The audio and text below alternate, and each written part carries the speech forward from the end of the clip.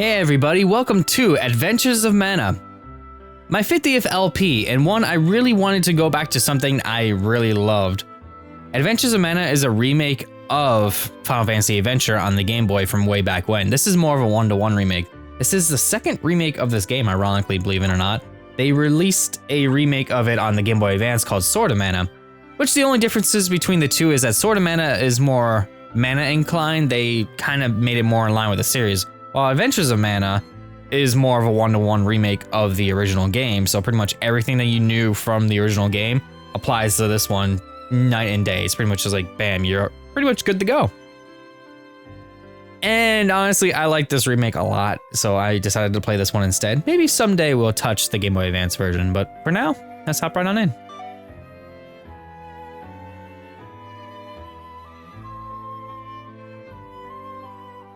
Enshrined atop Mount Delusia, high above the lofty clouds, stands the Tree of Mana.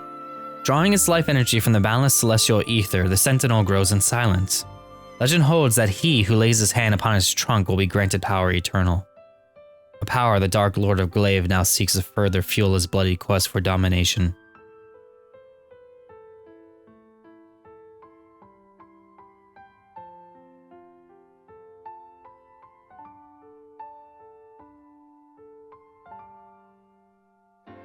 So, the original game had you play as the hero. In this case, it was Sumo. And the heroine is Fuji. That's how it was in the original game. In Sword of Mana Remake, you could decide between playing the hero and the heroine. You could choose either version of the characters. In this case, you only get to be the hero, but you can name both of them if you want to. In this case, I'm going to stick with their names as they are.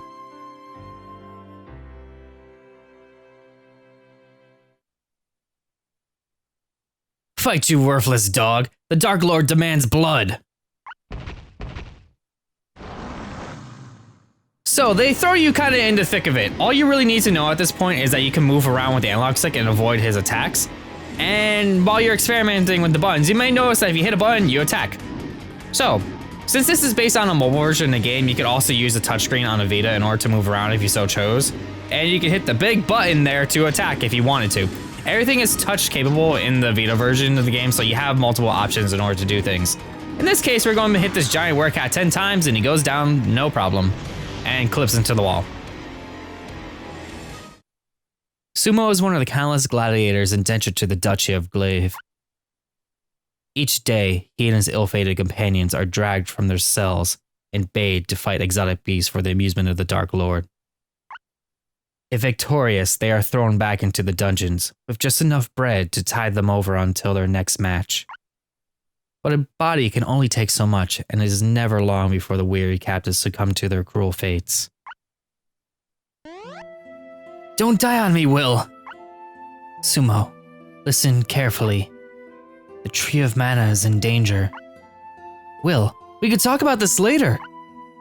Seek out Sir Bogard near the Great Waterfall. He is one of the few remaining Gemma Knights, and must be warned, he will know what to do. Gemma Knights? Tree of Mana? What are you? Will! Will! Will slumps to the ground. Yes, this game isn't really coy when it comes to death. He's dead. I won't forget this, Will. He is just flat out dead. He is a dead body just laying on the floor here. So, we need to find a way to get out of here in order to find Sir Bogard. So we hop on to the next room, and we see two people here. I'm sorry about Will, but if we don't think of something soon, it'll be our blood on those hands. I'm not leaving my brother alone to fend for himself. Aren't you the slightest bit intrigued by what Will said? If you are, then I think I might be able to help. The gate through which the beasts enter the Colosseum leads directly outside the castle. That gate is unlocked after each match to let in the next creature. Good to know. Try slipping out in the confusion after your own match. It may be your only chance for escape. Alright, so the plan is set. So let's make our way to the next match, but before that, we have this chest here. We open this up, and we find a piece of candy. And this gives us a tutorial for the new ring system. Well, it's not really new at this point, because Secret of Mana Onward used it, but they use it here, which makes it really simple to figure things out. So say I want to find that piece of candy, I can just click on items and then I see about all the slots I can pick from. In this case, I could pick candy, and if I want, I could actually set them in my shortcuts on the left here. I could either tap using the touchscreen, or I can click on them while holding R and actually select exactly where I want to put it.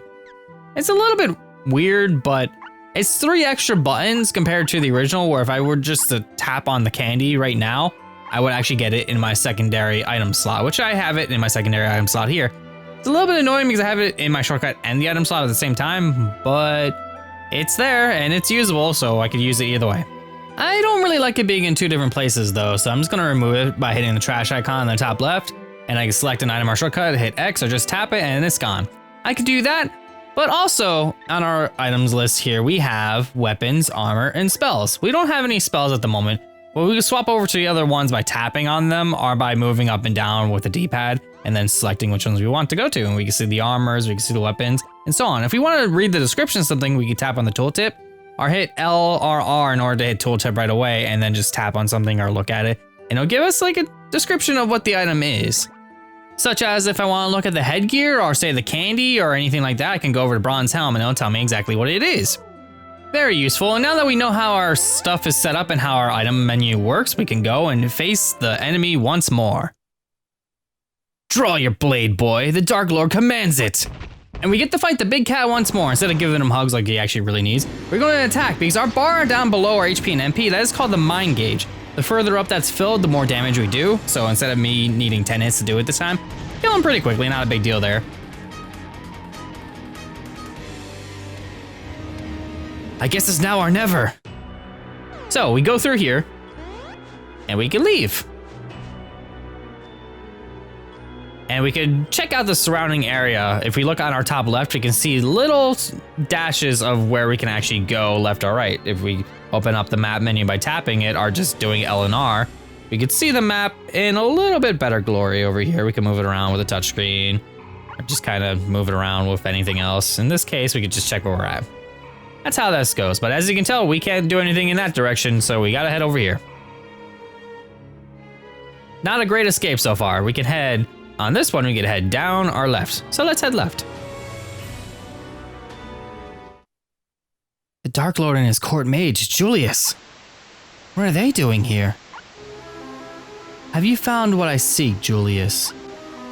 Yes, my lord. The Tree of Mana is indeed located within a shrine atop the Great Waterfall. And how, pray tell, am I to reach this shrine? I am no fish returning upstream to spawn. Why, a miracle, of course. Do you mock me, Julius? Of course not, my lord. There is a young maiden. I have sensed her power. She will lead us to the shrine. Your visions have yet to steer me untrue. Very well. Find the girl and bring her to me. As you wish, my lord.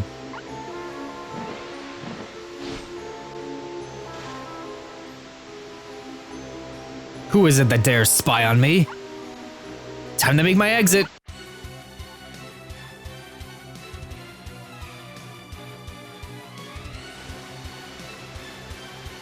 You will tell my secrets to no one.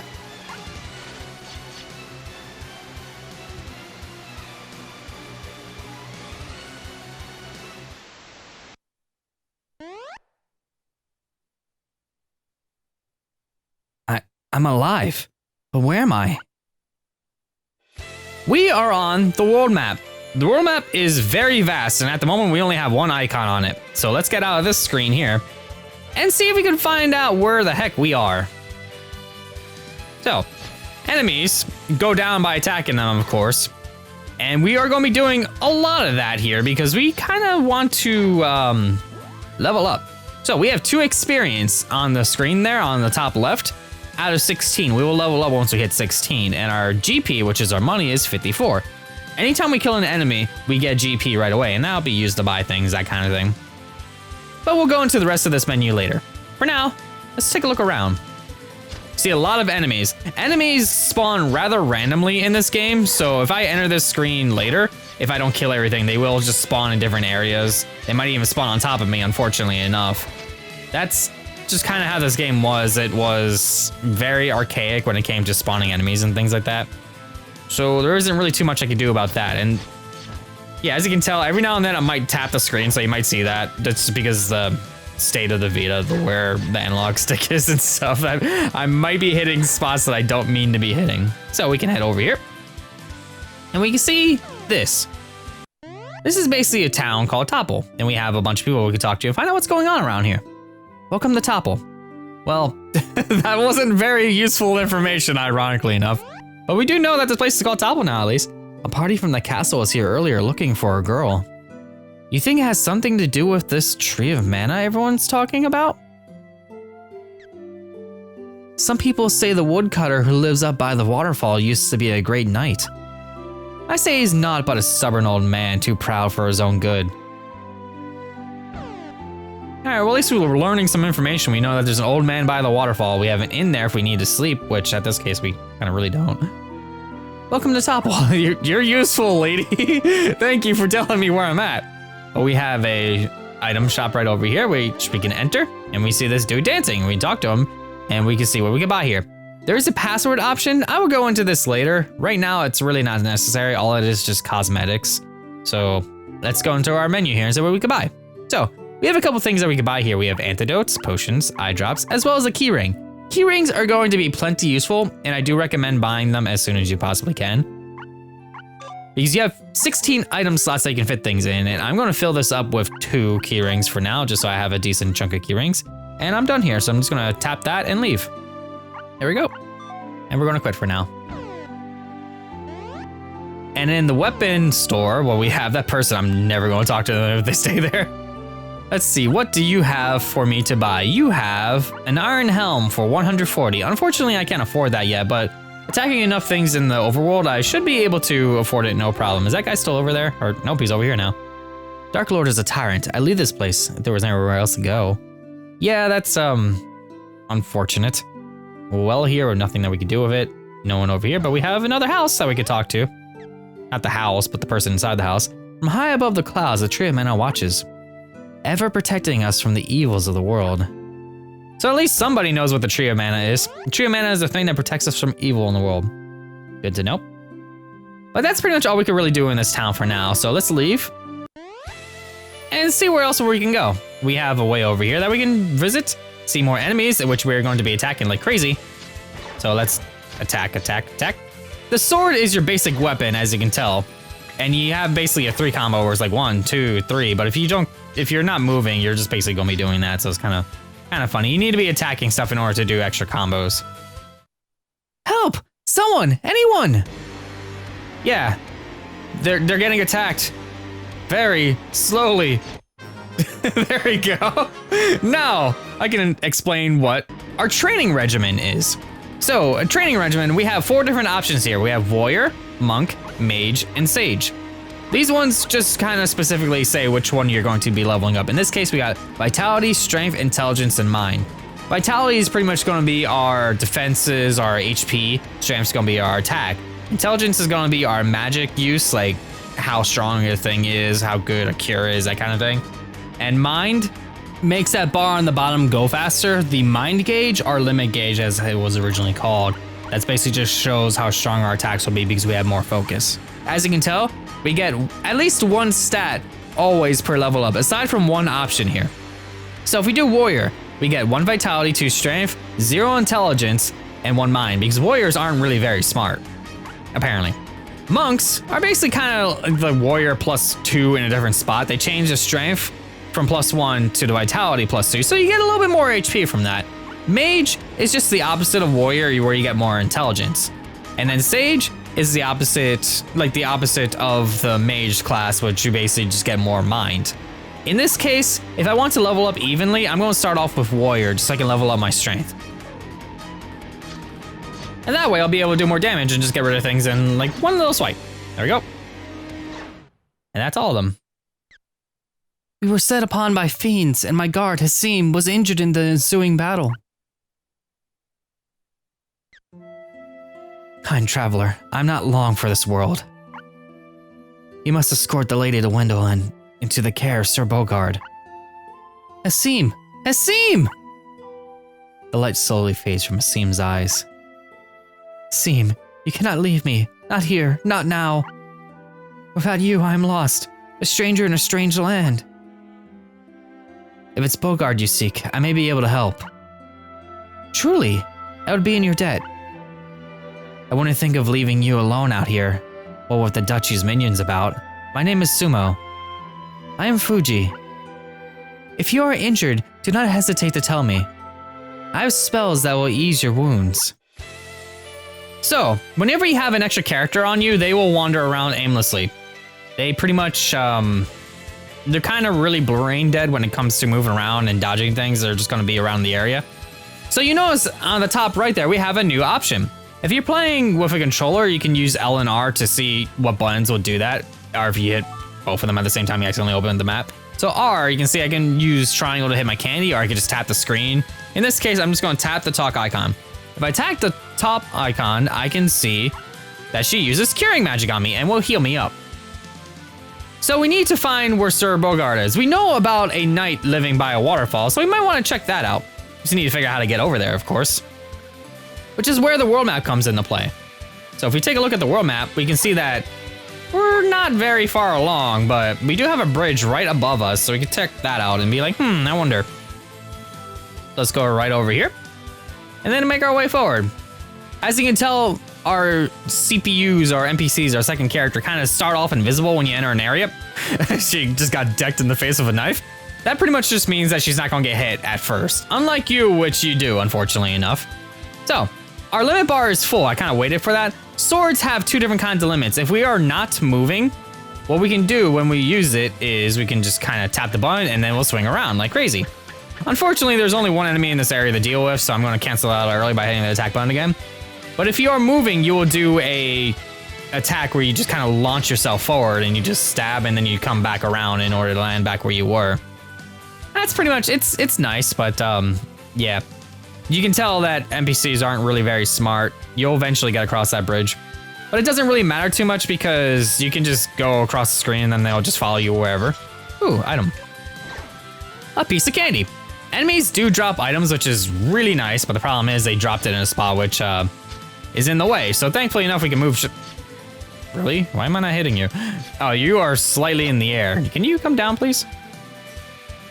That's fine. Fly away. So we're gonna move this chest away from this. I'm gonna just kind of push it this way. There we go. And now we can climb up this. And then we go over here and when they're, ow, we're gonna climb up this one over here. See what I mean about enemies just spawning right in your face? Unfortunately, that is just an archaic system of this game because it is more of a one-to-one remake, which kind of stinks there, but that it is what it is. So yeah, we can climb along that and just see that, hey, we climbed along something. That's kind of neat. We get like idea of like how climbing works. But we need to figure out how to get along because there is another thing over there. So we climb over here, we can climb up here and get up here to this screen, which we have some more of these rat bites over here, which I am going to immediately get hit because these ones are kind of hard to hit because if they're in the air, you can't hit them with your sword and it's a little annoying, but what can you do? Whenever you see enemies on screen, honestly, it's kind of worth it to get rid of them. But the biggest issue with that is if you kill all the enemies on a screen, that area will be empty for a while. So if you want to sit there and grind for any necessary reasons, which you will kind of need to in this game, you just kind of don't kill everything in the area and then things will just kind of be around. In this case though, that was weird. In this case though, I'm not seeing enemies. I think they spawned up there. That's weird, but whatever. Either way, we're gonna go right up here. There we go. House next to a waterfall. Well, the description of this place made it simple whose cabin this is. I assume you're Bogard. Pardon me, sir, but I seek a man named Bogard. Might you know where I can find him? I might not. It doesn't mean I'm talking. Well, you know how it is with NPCs in these games. Talk to them more than one time. I've nothing to say to the likes of you. Be gone. Well, what if she just kind of walks through you and then just kind of keeps walking through you and then I'm gonna talk to you again. Did you not hear me, boy? I've nothing to say, nothing. Now leave me be. Wait, that pendant you're wearing, is that? It is the pendant of mana. Sir Bogard of the Gemma Knights. It is an honor to meet you. Long has it been since I used that title? This pendant was my mother's. I've had it since I was born. Listen carefully. There was a time when the evil empire of Vandal sought to bring the world under its control. They tapped the mana which courses through this very land and used it to usher in an era of fear and violence. The Gemma Knights stood against the might of the Imperial armies.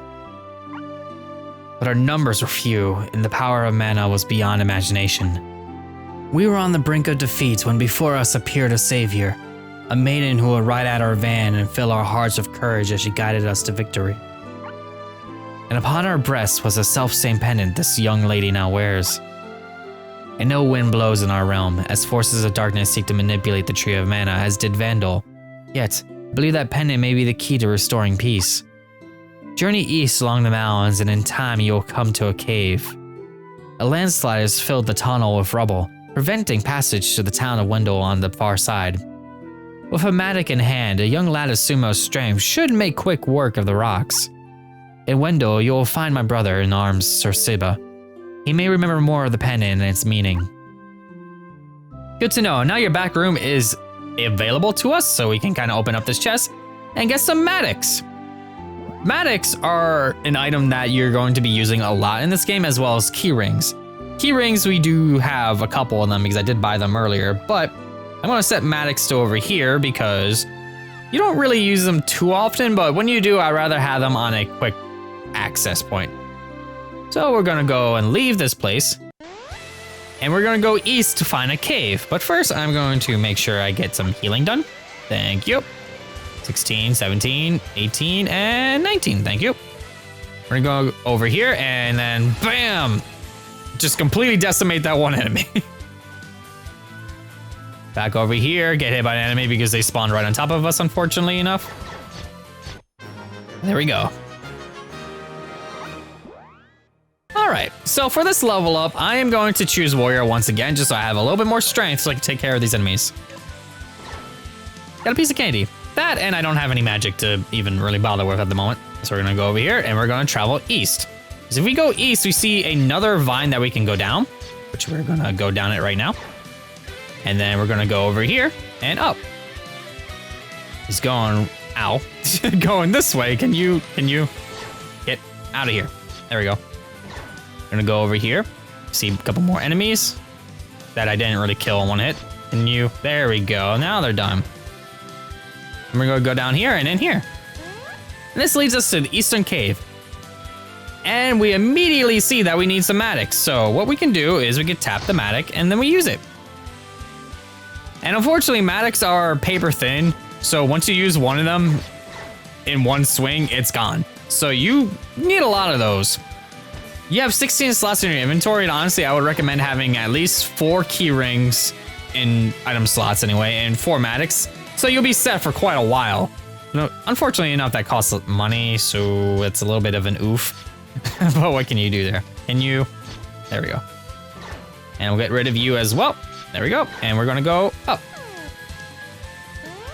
And that leads us back to the world map, which we can go over here and see a couple more areas. Thank you. You're down as well. We can go down here. And then make our way this way, where we get an item shop, which enemies just kind of whack me in the face. So what do you have for sale in here? A battle axe? Yeah, I will buy it. I need more coins, so how much do I need for it? Let's see, it's not in there, but we're gonna need a little bit more coins, so we're gonna need to kill a little bit more enemies in order to afford it. So let's just go back outside and find a couple more enemies to swing our sword at and see if we can afford it. So go down. Wow, they take a lot of hits. Can you? Nope. Okay, then. Get rid of you first, and then I'll come over here and get rid of you. You're down. All right, what does that put me at now? I have 143. I don't think that's enough, but I'm gonna check anyway just to make sure because I forgot how much it cost. Let me just do that. Nope, I need more. All right, time to get more money. How much do you cost? I'm just gonna keep going until I have maybe 200 ought to do. Let's just go around. just kill some stuff. So bam, bam, bam. Get another level at it. All right. And for this level up, I'm gonna stack on Mage. So I have a little bit more intelligence. Everything else goes up aside from my strength, but I'm gonna kind of want to even it out a little bit. There you go.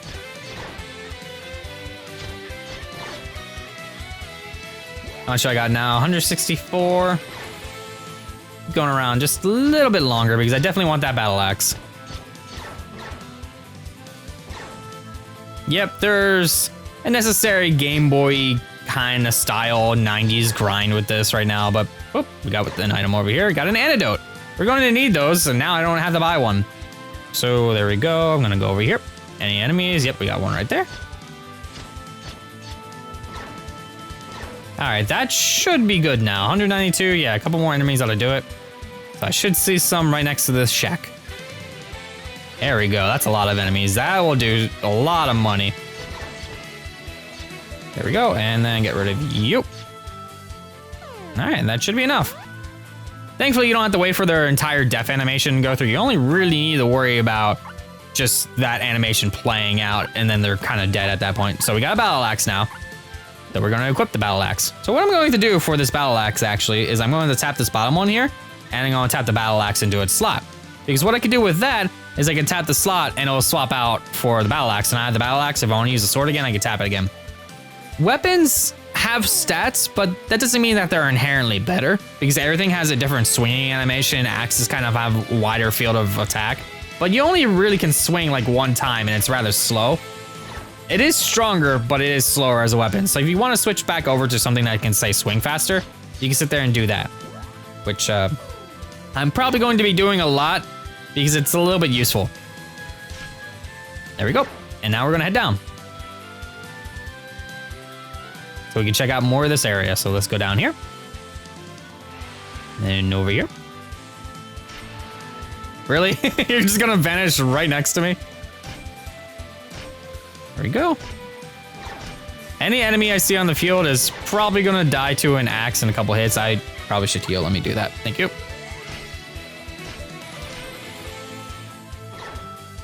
Got a bridge over here. Let's see where this takes us over here. We got a kind of a big house over here. Let's go inside. The Ket Manor. This is Ket Manor. Yeah, the screen said that for me already. The Count has taken his rest beyond, and I cannot allow you to enter. However, his lordship welcomes travelers to seek respite in one of the manor's many other rooms. Good to know. So let's find a room and we can get some respite. Let's go over here and up here.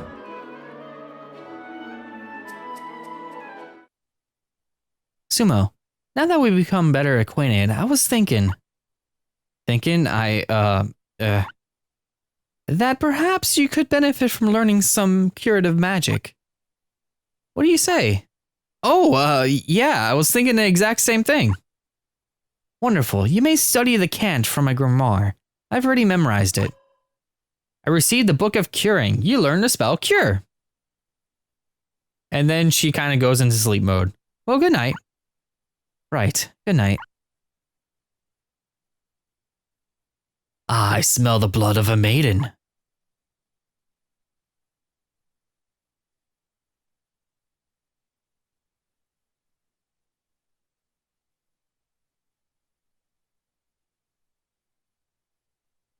Fuji, she's gone. So, where might Fuji have gone? We shall find out, but first, let's equip our spell, shall we? So, Cure, I'm going to tap that into my second slot so I can have an extra button that I can just use for curing. So if I want to cure, I can just tap that extra button and I'm good to go.